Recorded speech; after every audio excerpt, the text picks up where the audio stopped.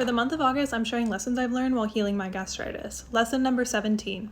You can have gastritis without having any symptoms. In fact, many people with gastritis don't know they have it.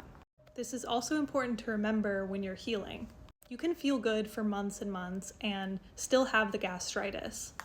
And it's definitely a good thing to not feel symptoms. However, if you do happen to drink too much or eat something that triggers a flare-up, it's good to be aware of the fact that you could still potentially have that gastritis.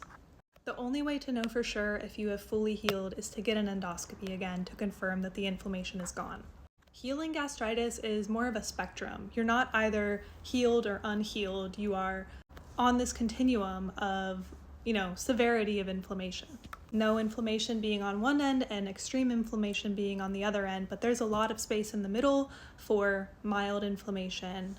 So if you've been feeling good for at least a month, but a couple of months, I would recommend asking for another endoscopy to confirm the inflammation is gone. Hopefully this doesn't mean you just rush right back into your old habits, drinking too much, taking too many NSAIDs, drinking coffee on an empty stomach. I hope you take the habits that you've learned while healing the gastritis and keep them in mind. Or if it's still there, just to be aware that a flare-up can happen again if you're not very careful.